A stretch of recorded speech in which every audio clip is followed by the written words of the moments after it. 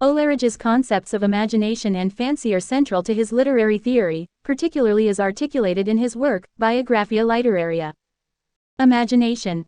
Coleridge distinguishes between the primary and secondary imagination. Primary imagination. This is the faculty by which humans perceive the world. It is the living power and prime agent of all human perception, allowing us to form sensory images and understand our experiences. It is common to all humans and operates unconsciously. Secondary imagination. This is a more active, creative process that reshapes and reconfigures the materials provided by the primary imagination. It involves conscious effort and is the basis for artistic creation.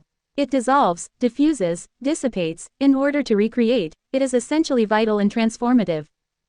Example. Imagine a poet observing a sunset. The primary imagination allows the poet to perceive the colors, shapes, and overall scene. The secondary imagination enables the poet to transform this sensory input into a vivid, emotional, and symbolic representation in a poem, perhaps describing the sunset as a metaphor for the end of a beautiful day or the passage of time. Fancy.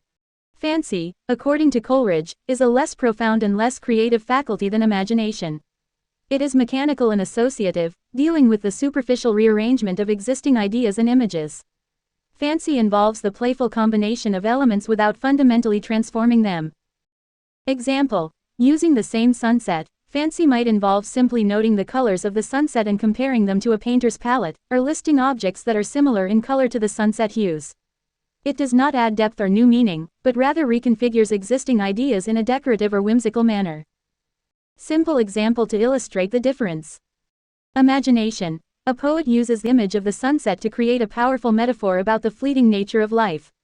In the poem, the sunset is described as a golden farewell kiss from the sun to the earth, symbolizing both an end and a promise of renewal. Fancy. A poet describes the sunset by listing the colors in the sky and comparing them to various objects, e.g., the sky was like a painter's palette, with splashes of orange like ripe pumpkins, pink like blush roses, and purple like the royal robe. In essence, Coleridge's distinction highlights the depth and creative power of imagination, contrasted with the more superficial and playful nature of fancy. Coleridge's main arguments about imagination and fancy can be summarized in several key points. 1. Distinction between imagination and fancy. Imagination. Primary imagination. The basic human capacity to perceive the world and form images, common to all humans and operating unconsciously. Secondary imagination. A higher, conscious faculty that reshapes and transforms the primary images into new, meaningful, and creative forms. It is essential for artistic creation and involves an active, dynamic process of creation and recreation.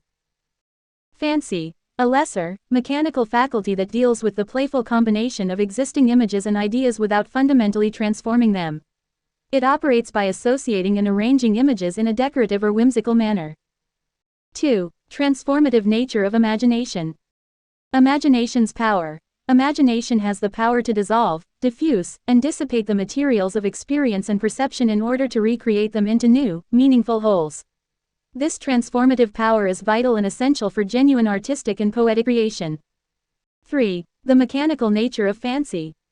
Fancy's limitations. Fancy is limited to the superficial rearrangement of existing ideas and images. It does not add depth or new meaning, but rather reconfigures elements in a playful or decorative way. Fancy lacks the transformative power of imagination. Example to illustrate the arguments. Imagination in action. Consider a poet observing a stormy sea. The primary imagination allows the poet to perceive the waves, the sound of the crashing water, and the dark clouds. The secondary imagination takes these sensory inputs and transforms them into a powerful metaphor in a poem. The stormy sea might be described as a symbol of inner turmoil, with the waves representing the poet's emotional struggles and the dark clouds signifying looming despair. This transformation adds depth and new meaning to the original perception, creating a vivid, emotional, and symbolic representation. Fancy in action. Using the same stormy sea, fancy might involve a poet describing the scene by listing the sounds and sights in a playful manner. The poet might compare the waves to giant, playful dolphins jumping and splashing, or the dark clouds to a giant gray blanket covering the sky. This description is decorative and whimsical, but it does not add deeper meaning or transform the original perception in a significant way. In essence, Coleridge's arguments highlight the profound, creative, and transformative power of imagination, contrasted with the more superficial, playful, and mechanical nature of fancy. Imagination is essential for true artistic and poetic creation, while fancy is limited to decorative and associative arrangements. Coleridge's distinction between imagination and fancy matters for several reasons, particularly in the context of literary theory, artistic creation, and the understanding of human perception and creativity. 1. Understanding artistic creation. Coleridge's concepts help to differentiate between types of creative processes in art and literature. By distinguishing between the transformative power of imagination and the associative nature of fancy, Coleridge provides a framework for understanding how deeper, more meaningful art is created versus how lighter, more superficial works come to be. This distinction helps artists and critics recognize the different layers of creativity and their impacts.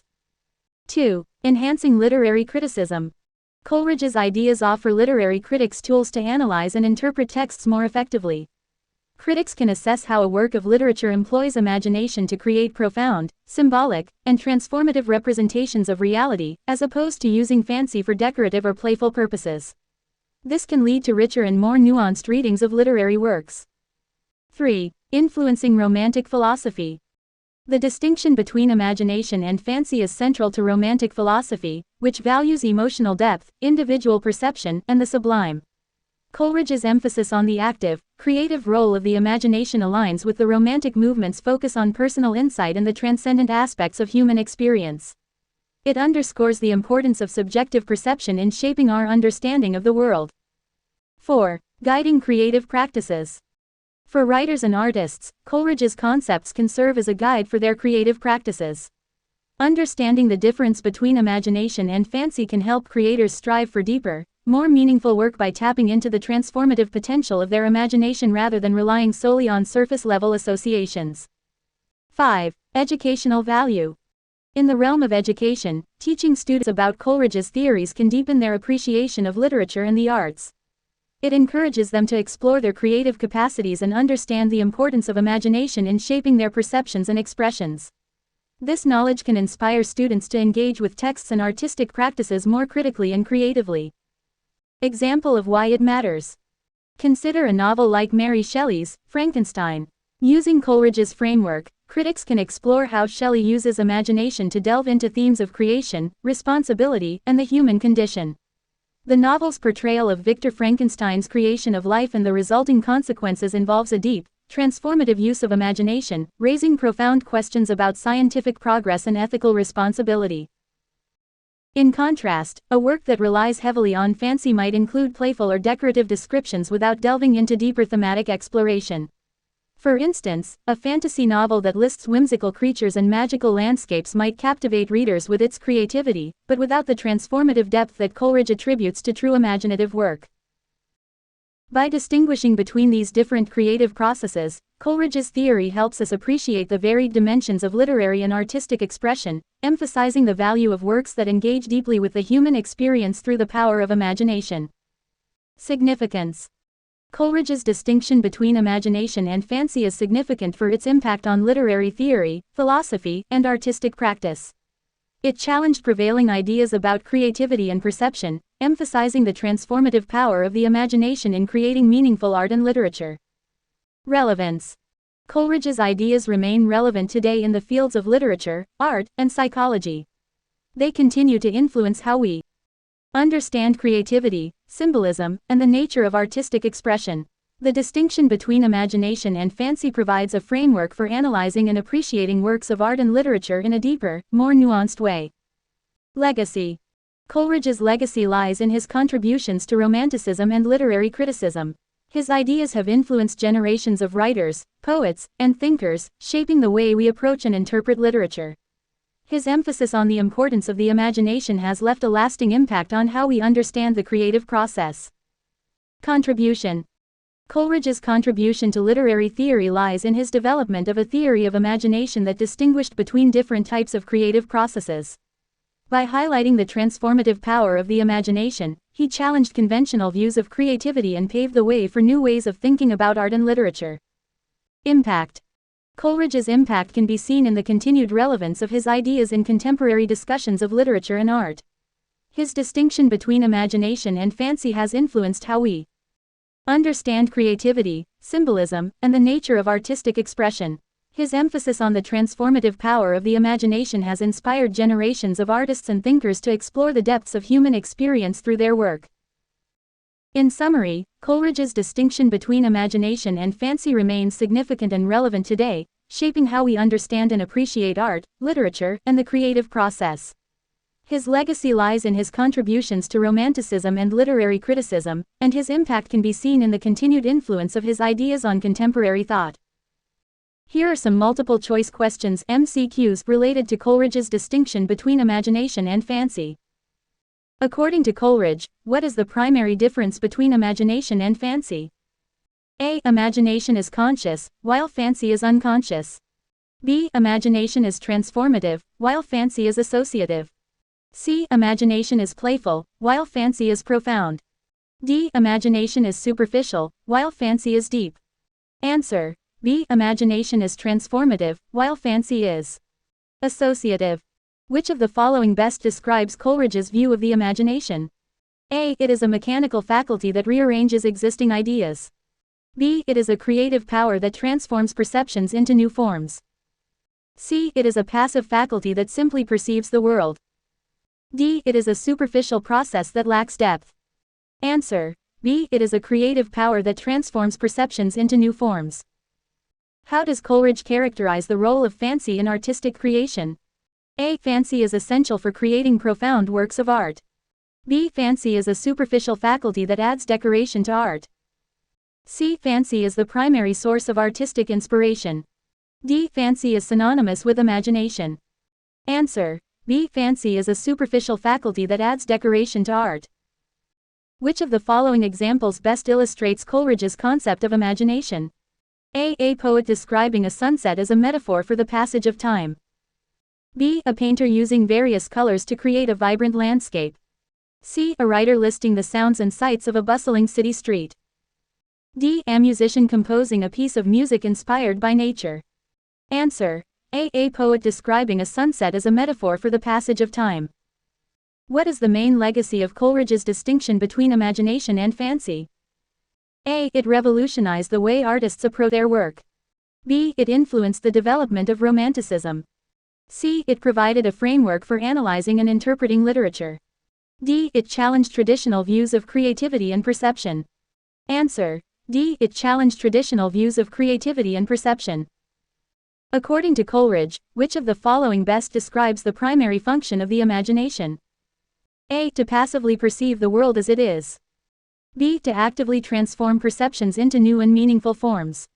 C. To mechanically rearrange existing ideas and images. D. To playfully combine elements without creating new meaning. Answer: B. To actively transform perceptions into new and meaningful forms. How does Coleridge differentiate between the primary and secondary imagination? A. The primary imagination is conscious, while the secondary imagination is unconscious. B. The primary imagination is transformative, while the secondary imagination is associative. C. The primary imagination is mechanical, while the secondary imagination is creative. D. The primary imagination is passive, while the secondary imagination is active. Answer: B. The primary imagination is transformative, while the secondary imagination is associative. Which of the following best describes Coleridge's view of fancy? A. Fancy is a profound faculty that adds depth to artistic creations. B. Fancy is a superficial faculty that rearranges existing ideas in a decorative manner. C. Fancy is synonymous with the primary imagination. D. Fancy is a creative power that transforms perceptions into new forms. Answer: B. Fancy is a superficial faculty that rearranges existing ideas in a decorative manner. How does Coleridge's distinction between imagination and fancy impact our understanding of creativity? A. It emphasizes the importance of unconscious processes in artistic creation. B. It highlights the transformative power of creativity in shaping perceptions and ideas. C. It suggests that creativity is a mechanical process that rearranges existing ideas. D. It argues that creativity is a superficial process that lacks depth. Answer: B. It highlights the transformative power of creativity in shaping perceptions and ideas. What is one way in which Coleridge's ideas about imagination and fancy have been influential in modern thought? A. They have shaped the way psychologists understand the creative process. B. They have influenced contemporary literature and art. C. They have revolutionized the way educators teach creativity. D. They have had a significant impact on the development of technology. Answer: B. They have influenced contemporary literature and art. Which of the following best describes Coleridge's concept of the primary imagination? A. It is a mechanical faculty that rearranges existing ideas. B. It is a passive faculty that simply perceives the world. C. It is a creative power that transforms perceptions into new forms. D. It is a superficial process that lacks depth. Answer: C. It is a creative power that transforms perceptions into new forms. How does Coleridge's concept of the secondary imagination differ from the primary imagination? A. The secondary imagination is unconscious, while the primary imagination is conscious. B. The secondary imagination is transformative, while the primary imagination is associative. C. The secondary imagination is active, while the primary imagination is passive. D. The secondary imagination is creative, while the primary imagination is mechanical. Answer: B. The secondary imagination is transformative, while the primary imagination is associative. Which of the following best characterizes Coleridge's view of fancy? A. Fancy is a profound faculty that adds depth to artistic creations. B. Fancy is a superficial faculty that rearranges existing ideas in a decorative manner. C. Fancy is synonymous with the primary imagination. D. Fancy is a creative power that transforms perceptions into new forms. Answer: B. Fancy is a superficial faculty that rearranges existing ideas in a decorative manner. How does Coleridge's distinction between imagination and fancy impact our understanding of art and literature? A. It encourages a deeper exploration of the transformative power of creativity. B. It suggests that art and literature are purely mechanical processes. C. It emphasizes the importance of unconscious processes in creativity. D. It argues that art and literature are superficial and lack depth. Answer: A. It encourages a deeper exploration of the transformative power of creativity. What is one way in which Coleridge's ideas about imagination and fancy continue to be relevant today? A. They have shaped modern theories of psychology.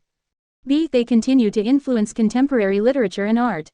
C. They have revolutionized the way creativity is taught in schools. D. They have had a significant impact on the field of technology. Answer: B. They continue to influence contemporary literature and art.